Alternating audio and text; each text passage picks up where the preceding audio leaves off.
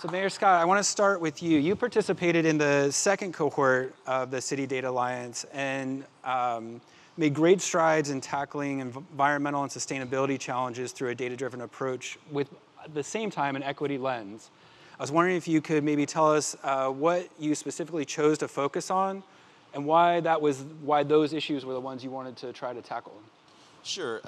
From an equity standpoint, being the first Black elected mayor of the city of Little Rock, Arkansas State Capital City, we come to the perspective with a different lens. One, while I am the first Black elected, I am the mayor of the entire city. So it's not a Black city or a white city or a brown city, it's the city of Little Rock. But we come to that understanding that the equity has to be driven with the focus and with the force. With that, we created the first ever Office of Diversity, Equity, Inclusion in the state of Arkansas, led by Chief Equity Officer.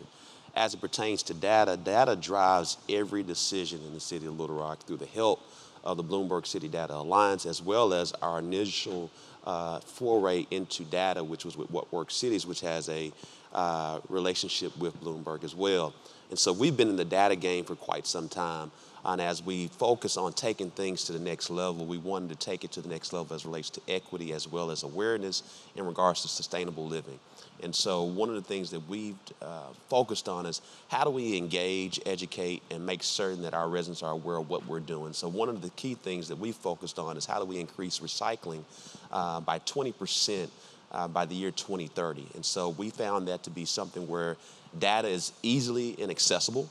Secondly, not only is the data easily and accessible, it's something that our residents keenly are aware of, who are excited about that. And as you are working with data and really trying to create a culture of data, you want to get the backing not only from your own internal team, but as well as your residents. You need to find things that are readily available, accessible, but also gets your residents excited. And so that's one of the things, and it plays a huge role in our overall 2030 clean energy plan. And so part of that going to the recycling greater than 20%, we've done a few different things. We've added glass to our recycling, something that had never been done before.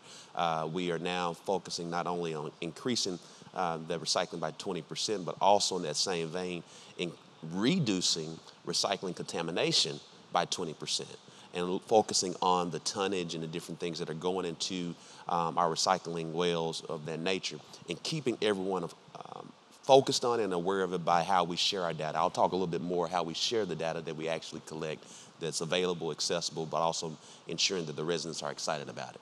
Great, thank you. I really appreciate that. And similarly, Mayor Masters, you've also focused on the environment and improving the quality of life as the focus. Could you talk a little bit about, just like Mayor Scott did, about how you decided on focusing on those priorities and how you chose to pick the data that you did to focus on? Yeah, the timing was perfect in that our city council had just passed an energy and sustainability framework.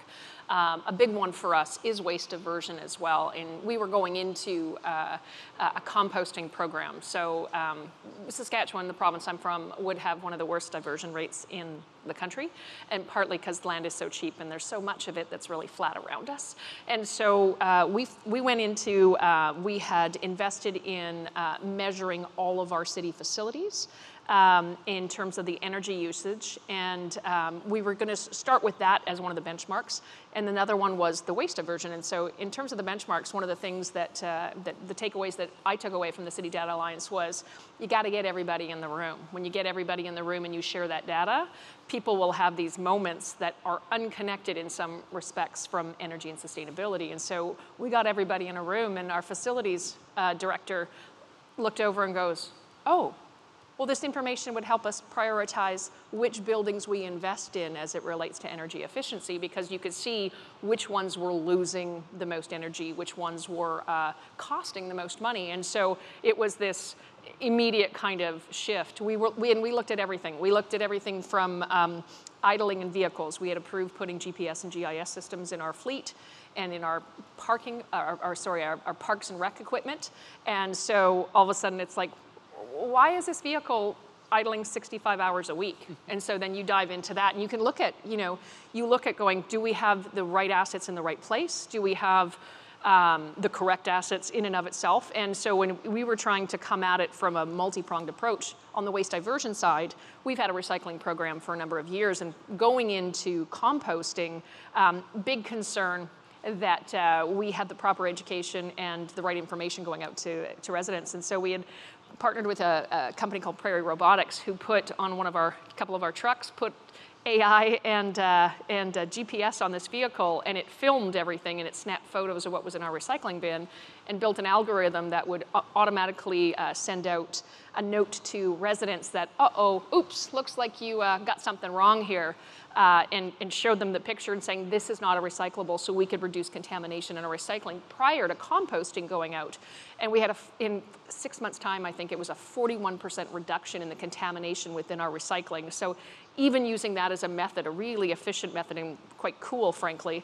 And now we're working with them to perhaps go citywide, because the other thing they can do as it relates to Baltimore and litter, which I love that program, is it can actually do real-time sweeps of everywhere that truck drives into back alleys to pick up garbage. It can actually film and notify City Hall about where garbage is located, so you can actually have real-time responses to some of that stuff. So those are some of the things that we've been working on. That's great. Thank you so much. That sounds fascinating with the camera. So the camera's on the truck? On the truck, taking That's pictures. Awesome. That's great. Mayor Espandola, you were in the second cohort, and you focused on trying to improve public spaces in Arica. Could you tell us a little bit about how similar question, can you tell us a little bit about how you decided to focus on public spaces as your main attention? Bien, primero que todo agradecer. Yo vengo, contexto, Arica es una ciudad que está al extremo norte de Chile. Es una de las ciudades más secas del mundo. Llueve en Baltimore, lo que llueve en Baltimore, en Arica son 50 años de lluvia. Llueve muy poco, muy poco. Y pese a eso vivimos de la agricultura, y pese a eso tenemos una serie de situaciones bien particulares. Somos una ciudad extrema, de alta población indígena, especialmente de la etnia aymara en el sur de nuestro continente. Y estamos muy lejos de Santiago, del centro, de la capital de Chile, por tanto sufrimos las consecuencias de vivir en un continente hipercentralizado, estar en una ciudad extrema, y somos además una de las regiones con menos recursos, más pobres, económicamente hablando. Bueno, frente a eso, ¿por qué surgen los datos? ¿Por qué nos interesan los datos? Siendo que hay otro tipo de emergencias o urgencias de la cual se tiene que responder la municipalidad para la comunidad, y hablar de datos podía ser algo que quizás no interesara. Por eso es que vinculamos los datos con algo que es urgente para la comunidad, que tiene que ver con la seguridad pública, con la delincuencia, pero enfocada especialmente en los espacios públicos. Cuando yo llegué a la municipalidad teníamos 2 metros cuadrados por habitante. El consenso es que tiene que ser cerca de 10 metros cuadrados de áreas verdes consolidadas por habitante. Nosotros teníamos solamente 2, avanzamos a 4, lo duplicamos en un periodo, pero al duplicarlo aparecieron otros problemas, que es un espacio público, un pequeño parque de juegos, una plaza de juegos de niños, una cancha, se transformaban en espacios de concentración de incivilidades o de delitos, personas en situación de calle durmiendo en esos lugares, personas bebiendo, tomando, fumando y haciendo una serie de otras cosas que finalmente los vecinos ya no agradecían el espacio público, sino que lo veían como un factor de problemas el espacio público. Lo que para juicio nuestro es un factor de equidad y justicia territorial. Tener consolidado todos los espacios públicos con áreas verdes, para algunos vecinos era un factor de riesgo. Y por eso que algo no estábamos observando en esa toma de decisiones. Y lo que empezamos a observar era que no solamente basta con mirar la construcción y tomar la decisión de construir un espacio público, de poner juegos para niños, de poner árboles, de poner espacios para personas mayores o espacios para mascotas, sino que había que mirar el contexto en torno en donde se ubicaba este espacio. Y empezamos a mirar cuáles eran los factores de riesgo que generan estos problemas en los espacios públicos. Por ejemplo, el número de patentes o permisos de venta de alcohol en torno a una plaza o a un parque. Teníamos un parque con muchas personas en situación de calle durmiendo, y observamos que cerca de ese parque hay una iglesia que le da alimentos a las personas en situación de calle. No es un problema, pero tenemos que ver cómo administramos esa situación que ocurre en ese lugar. La acumulación de basura, el alumbrado público. Bueno, todos esos elementos son claves, y cuando llegamos a este programa, por supuesto que se nos alumbró, se nos dio una guía para decir, efectivamente, queremos invertir en los espacios públicos, consolidar los parques, las plazas, los juegos, los espacios deportivos para la comunidad, pero necesitamos más información. Y esta información tiene que ser entender que el espacio público es un ecosistema vivo. no es algo que está muerto ahí, es un ecosistema como una persona y que tiene complejidades. Esas complejidades no tienen que ser intuitivas, sino que por el contrario tienen que ser validadas a través de los datos, y tomamos la decisión de avanzar en este proceso en el cual estamos recién más bien construyendo un derrotero, un camino hacia el cual nosotros vamos a seguir, y con algunos resultados que también puedo compartir más adelante. Pero la toma de decisión de por qué decidimos avanzar en esto es primero por la pobreza de nuestra comuna. Los recursos tienen que ser utilizados de manera óptima. Recursos tan básicos como el agua, la falta de agua, por eso tenemos pocas áreas verdes. La lluvia no nos riega nuestras áreas verdes porque no existe la lluvia. Y por tanto, eso no tiene que ser una razón de injusticia para la comunidad de no tener espacio de acceso para que los niños jueguen, para que un adulto mayor pasee. Y por eso es que decidimos tomar esto especialmente como una herramienta que nos permita tomar de manera justa las decisiones al momento de hacer la inversión pública en espacios comunitarios. That's great. Thank you so much for sharing all that. One question I have to follow up is, it sounds like this involved folks from all over your team. It sounds like people from Parks and Rec and from public safety, and just trying to figure out, how did you motivate your team to collect the data that you needed in order to have this data-driven approach? Sí, mira, primero, más que una motivación, hubo que hacer imposición. Tuvimos que imponer que se reúnan los equipos para que funcione. La estructura jerárquica le hacen caso al alcalde, a las jefaturas, y en el fondo esto es una revolución cultural, cambiar una cultura que la municipalidad existe, que es difícil moverla como un animal grande que hay que empujarlo. Bueno, hay que transformarse, dar acciones directas. Y por tanto creamos un comité de datos, que lo llamamos CODA, Comité de Datos, CODA. Y se reúne una vez al mes todos los directores a conversar, y una vez a la semana equipos intermedios o técnicos a elaborar procesos de datos. ¿Cómo los motivamos? Y también es importante la motivación, buscando experiencias nuestras exitosas de la municipalidad, sin saber que existía esto, pero que nos dieron resultado en algún momento. Y es que nosotros hemos aumentado en todas las unidades, tenemos geógrafos trabajando, que nos permiten georreferenciar cualquier elemento de la ciudad. Y durante la pandemia tuvimos un proceso muy exitoso, que era la búsqueda activa de casos de personas contagiadas con COVID, donde juntamos al equipo de salud con el equipo de desarrollo comunitario. Y el equipo de desarrollo, y más un equipo de geógrafos. El equipo de desarrollo comunitario nos entregaba indicadores de pobreza, de hacinamiento, indicadores de personas, adultos mayores, lugares donde se generaban comidas, almuerzos comunitarios que se daban a personas que estaban en cesantía en ese momento. Y todos esos elementos los fuimos tomando para ir haciendo búsqueda activa de casos de personas contagiadas, y tuvimos los índices de resultados más altos de todo Chile con eso. Y eso fueron simplemente juntar a dos equipos que no conversaban, que conversaran en medio de una emergencia para poder obtener resultados exitosos en la comunidad, y eso lo tomamos como una experiencia inspiradora que nosotros mismos hicimos, pero de la cual no tenemos conciencia del resultado que logramos.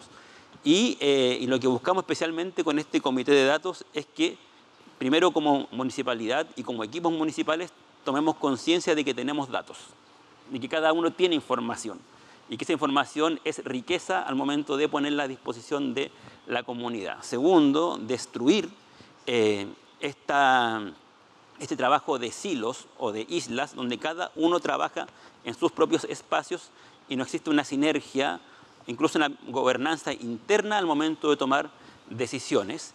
Y eso lo hacemos especialmente conversando. Si vamos a construir hoy día un parque para niños, necesitamos saber la información de las patentes de alcoholes que están alrededor. Necesitamos saber cuántos clubes de fútbol o de deporte existen en torno a eso. Si, por ejemplo, ahora vamos a hacer un pequeño parque, sabemos que hay una cantidad de edificios alrededor. Si hay edificios, esas mascotas no tienen dónde pasear. Este parque va a incluir un espacio para pasear a los perros. Sabemos que en esa zona no hay espacio para que los niños jueguen, vamos a instalar una zona de juego. Sabemos que en esa misma esquina, en esa misma intersección, hay personas permanentemente durmiendo en ese lugar y el modo que tenemos para erradicar a esas personas es dándole un uso positivo a ese espacio, pero para ello necesitamos juntar al equipo de seguridad humana, seguridad pública, que converse en ese espacio, al equipo de deporte para darle después una administración a ese espacio con actividades deportivas, actividades culturales, por eso juntamos también al equipo de cultura y que nos puede ofrecer para ocupar ese lugar y de ese modo hemos logrado incentivar primero con el mandato, con la orden, pero también inspirarnos con acciones que nosotros mismos hemos descubierto que sí hemos hecho.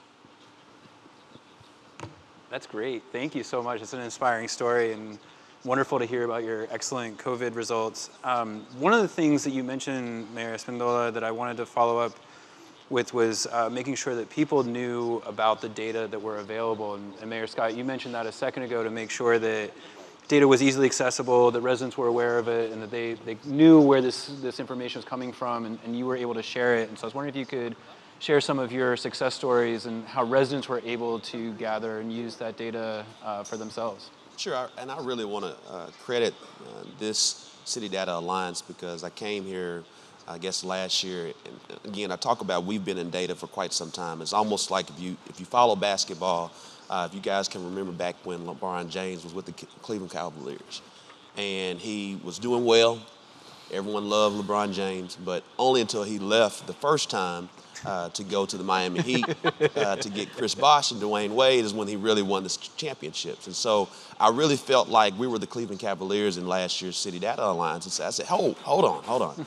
Our Chief Data Officer, we changed our Chief Data Officer's name from Performance and Innovation, which was originally part of the relic of What Works Cities. And quite frankly, the previous administration just, okay, we're doing it. We're going to do all we can to get our levels at What Works Cities. But really, that's really was about it. It really was not ingrained into the overall administration. So when we got in office, we wanted to do some new things over the past 5.5 years. And so we have. And so we really elevated the role of the Performance Innovations Manager to now a Chief Data Officer. And that's a direct reflect of what happened here at Bloomberg City Data Alliance. Secondly, how do we make things more available? We have this thing now as far as our book of data. And that book of data is called Rockfolio. And part of the Rockfolio, chapter 1, is our city data wallet. Many people, as you all know, whether it's, we call it FOIA, you may have to call it public records. Everybody wants to know everyone's salary at the city hall and use it against you, things of that nature. So we took a page out of Suits, if you've ever watched Suits. So we buried them with data and information and just say, hey, here's all of our information, here's the website, here's the city data wallet. And guess what? A lot of our public records requests have gone down because people could easily see what salaries are and things of that nature. And so not only is it the salaries, but as many of the expenses that we have. So that's chapter 1 of the book called Rockfolio. Chapter 2 is what we call our report card. And so part of that report card, any data metric that we track in each individual department can be located there. We show the progress, whether it's code enforcement issues, trash issues, things of that nature. Now, because we took on the new goal of the recycling, increasing that percentage, we're tracking those things. And so we're able to say, hey, go here, check it out, and it makes our residents more informed of what they're doing today. And that's a direct effect here. We got to all continue to up our game as it relates to data. If we're truly going to say that we're making data-driven decisions, we got to show it. We got to help people understand where it's coming from. And we got to make certain that the data is available. And once it's available to us, we have to curate it, not in a negative way, but ensuring that we get through all of the things and the mess that data can be to make certain that the average person can read it and understand what their city is doing for them. That's great. Thank you. Just following up on that, have you heard from any of the residents in your city about how they've used the information that you've published? Yeah, and so one of the things, they fact-checked me one day. As I was sharing with how the number of code enforcement officers, what their salary was and what we're trying to take them up to as it relates to a new budget cycle that we're going through. And so right now, it's really used against us in the negative way and the positive way. But they come to the question now more informed, and they're seeking to understand if they don't understand the data from that standpoint. So anytime that you're going in a town hall, people are on our website looking up our stuff to use against it, but also to have a more informed decision. But that makes our residents more likely to say yes. And so right now in the city of Little Rock, we're going after a sales tax initiative that we lost in 2021 that's really mirrored after Oklahoma City's MAPS program. If you know the MAPS history in the mid-1990s, Oklahoma City does not look like what it did then.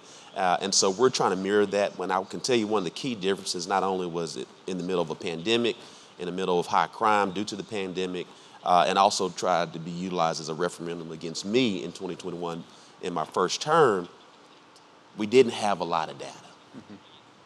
Now we can say, hey, you can say no to the sales tax, but the same 63 parks that you've been complaining about, that we've had the same maintenance dollars for the past 20 years and we're trying to increase it, we can directly relate it there. And so it really refutes a lot of the negativity. And we all have those residents who are just fueled just to say negative things about your city, right? Y'all don't have that in your city? Okay. And so data, numbers don't lie. Numbers don't lie. They tell a story. And if you utilize it in the correct way, utilizing your data team, you can get things moving along. But again, finally, everybody has to be on board. And so you have to share the vision. You have to, you say, Forrest, impress upon them. That's probably what I would say. That it's a performance management tool. If they don't catch the vision, something else may be caught. I love that we're going to come up with all the euphemisms Yeah. for.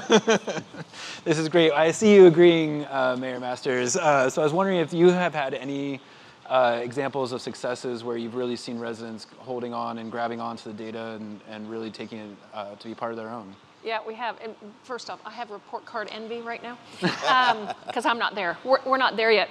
You know, it's interesting because I really wanted to be here for the citywide data strategy because we haven't done that. To be a data-informed leader, a data-informed city, I joke, not in front of microphones usually, that I'm data infecting everything.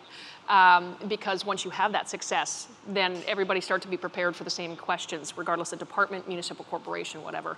You know, we've had them internally from an operational perspective. Again, find your champions. There are folks within your administration who are pumped to do this, and in ours it was a forestry. It's a very bald prairie. We hand planted everything, 500,000 trees over years.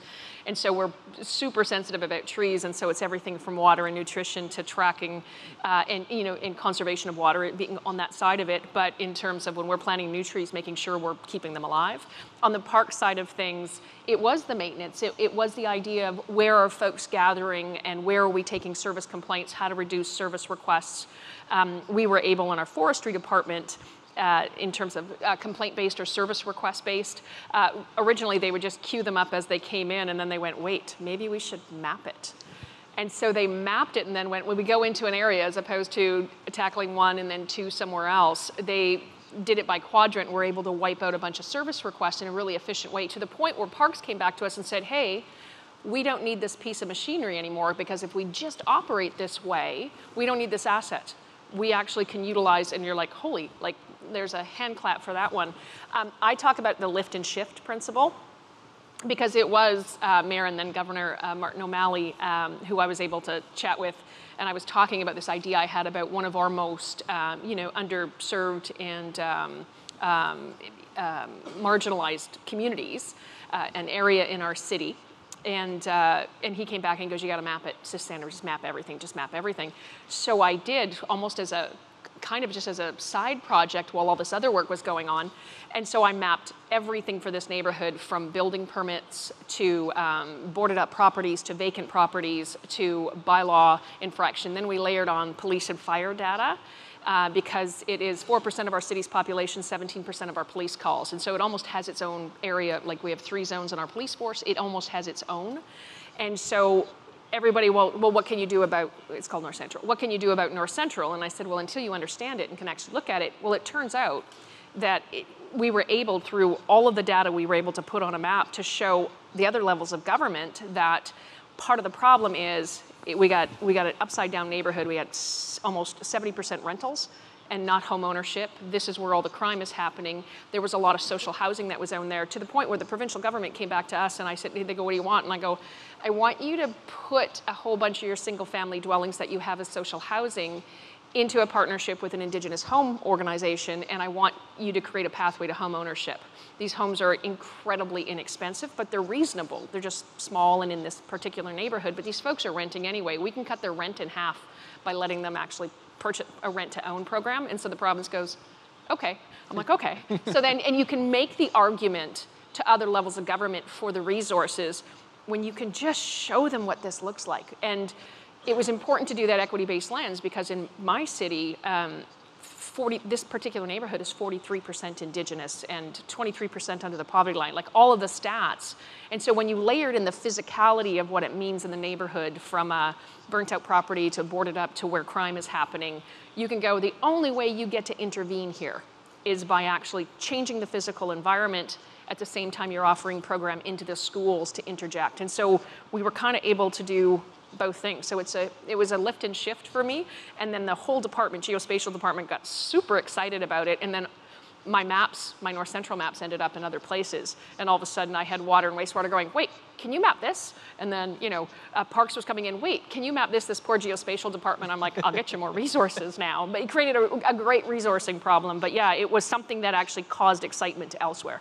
That's great. And I wanted to follow up a little bit on how did you manage that resource crunch with the geospatial department, because it seems like that could be kind of a pain point where things, were flowing through and making sure that you have your champions, but you also don't want to burn them out at the same time. No, and in fact, it's been a directive now to actually transfer they have this department of 30 folks, and we've got 10 over here and 20 over here, but we need 10 less here and we need 10 more here. And so really it's been a directive back into administration that we need to shift that or send them back to school and get that training.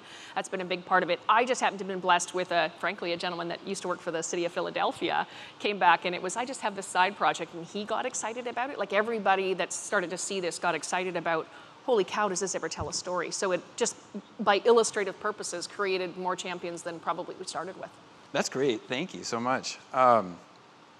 I want to come back because I hear some echoes to Mayor Espindola, what you were talking about with trying to focus on the physical place and understand what's going on in particular neighborhoods. And I was just wondering if you could talk about how that project built energy for larger data infrastructure and excitement around the larger data initiative in Arica for the kind of work you were doing. Mm-hmm.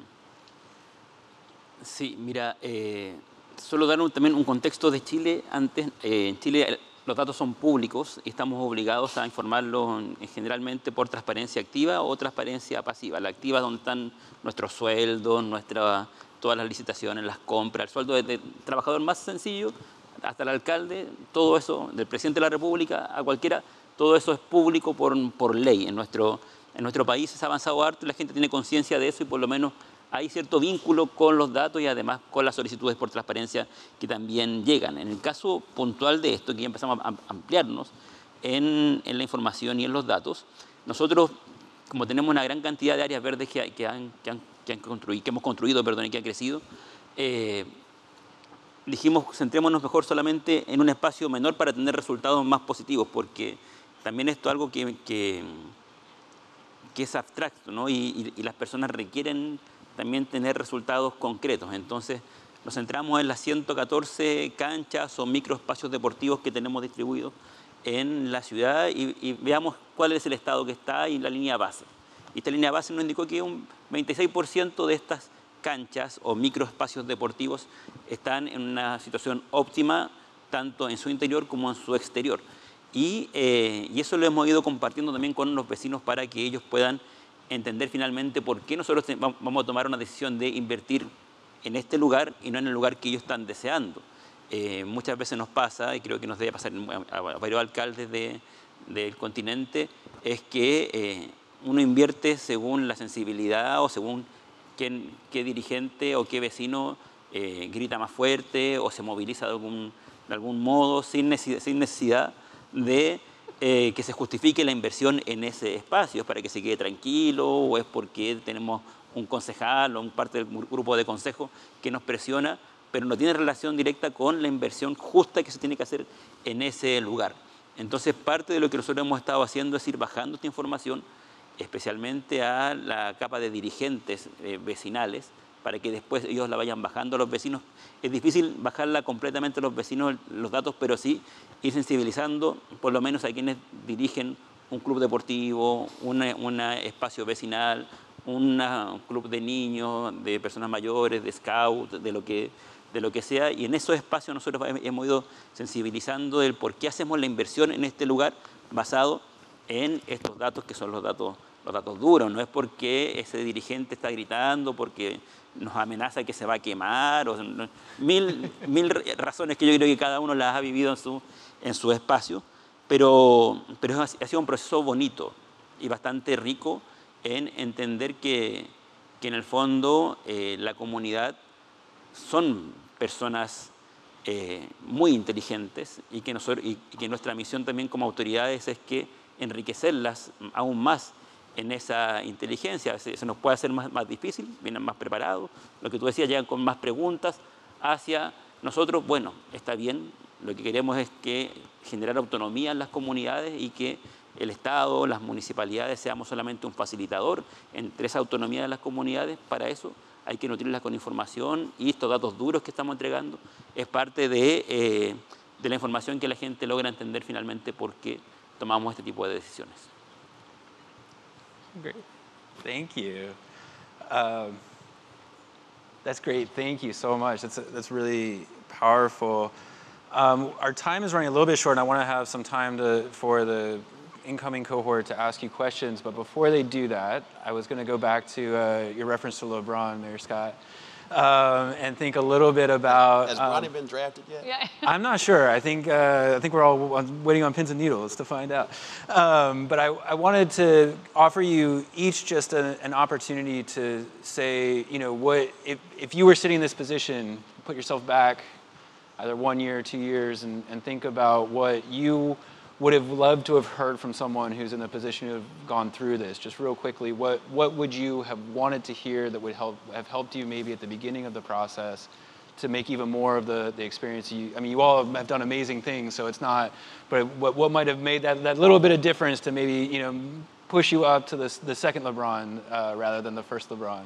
So I think first and foremost, it has to move past our mayoral administration. As I shared, we utilize our data both from an offense mechanism and a defense mechanism.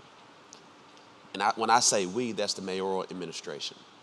And our city council loves that we have the information, but they may not truly understand it. And the only time they really interact with it when there is a constituent issue.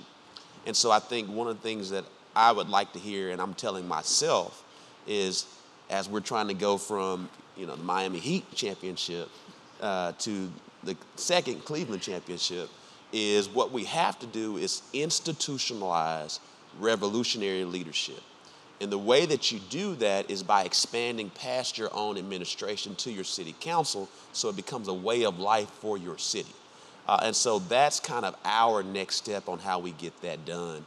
And one of the things is I do think is vitally important that initially your chief data officer resides within what we call the Office of Executive Administration, the mayor's office, whatever you want to call it. And as you are allowing it to permeate within your administration, I do think, depending on how the person that you have as your chief data officer, what we're looking at is eventually transitioning that position into the Department of Information Technology. Why? There are a lot of connecting dots with data and IT. However, the way I make decisions now is what's best for the city of Little Rock, what's best for my administration, but also what's best for the city of Little Rock post my administration. Because as you can tell, there may be some data officers in all our individual cities, but if you get another mayor that comes after who's not as keen or excited about it, it just lays dormant. You may still have it, but nobody's really doing anything with it. And so I think we as the leader have to be very cognizant on how we create institutional revolutionary leadership. Great. Thank you. Same question to you, Mayor Masters. First off, I'm going to tell you that everything they tell you in this course is true. Just keep going back to it because it is the building blocks of how you do this. There's two things. The first is the politicization of data. in reviewing, getting to see Jong again this morning in that presentation, is that when you have an incomplete data set, folks are going to try to use it against you for X or Y, or are going to use it for a purpose other than what the gift of it actually is. And the second thing is that in the city of Regina, we created a municipal corporation 2 years ago called Community Social Impact, and it's intended to go after 6 areas. One of them is substance use disorder, another one is food insecurity, domestic violence, like those areas of where we're looking for collective impact.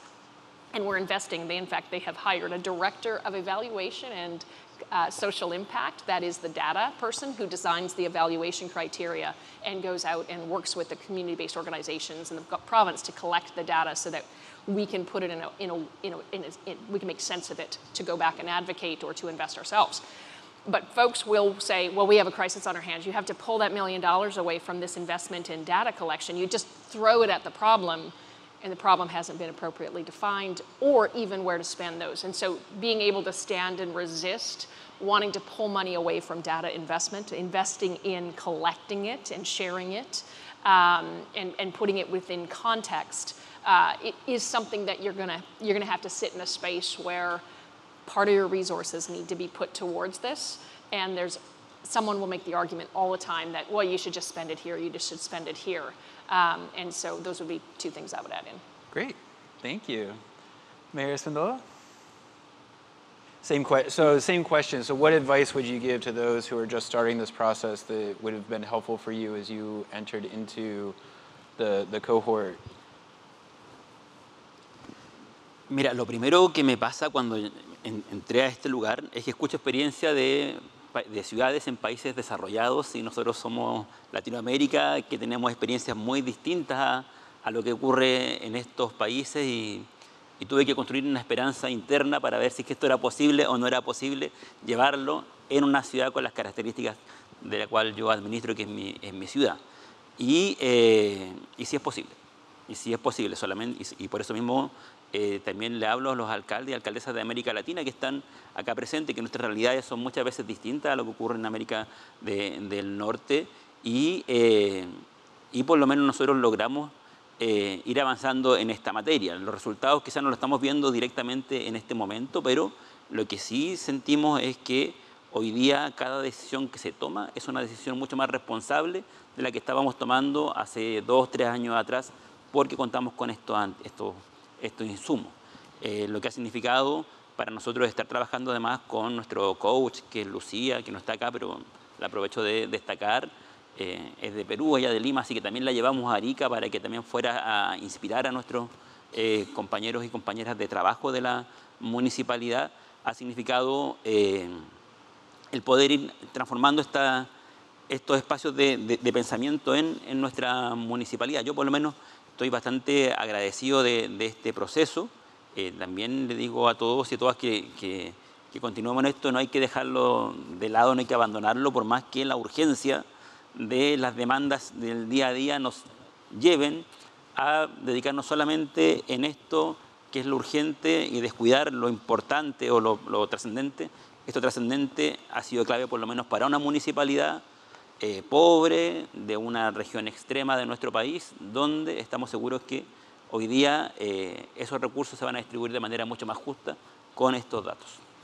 Great, thank you. Thank the panelists for all their contributions and work.